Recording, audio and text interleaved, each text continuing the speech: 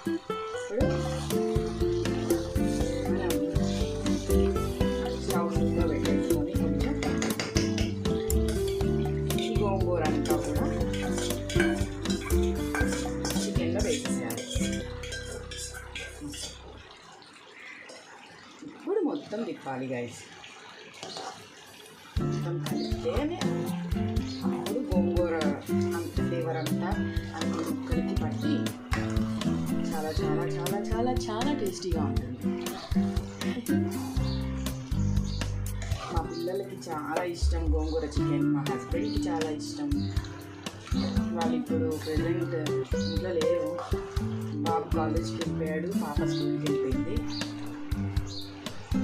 So taste చేయడానికి ఎవ్వరు లేరు, ఇంకా నేనే చేయాలి.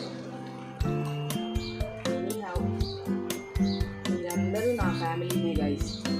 మీరందరూ please subscribe to my YouTube channel.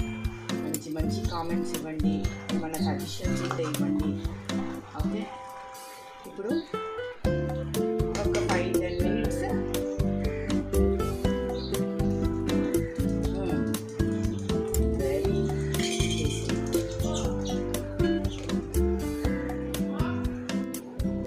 Okay guys, 10 minutes అయిపోయింది. ఇప్పుడు కొత్తిమీర సన్నగా తరిగి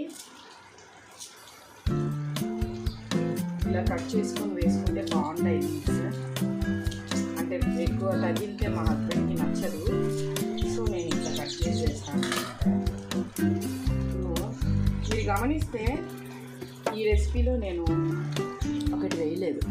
ఏంటో చెప్పండి, అదేంటో మీరు చెప్తే మీరు కామెంట్స్లో మీరు రిప్లై ఇవ్వండి. ఓకేనా? Okay guys, gongura chicken ready. తినడానికి చాలా వెయిట్ చేస్తున్నాను. ఇంకా నేను ఫోన్ ఇంతటితోటి వీడియో ఎండ్ చేయాలనుకుంటున్నాను. Okay guys, thank you so much for watching.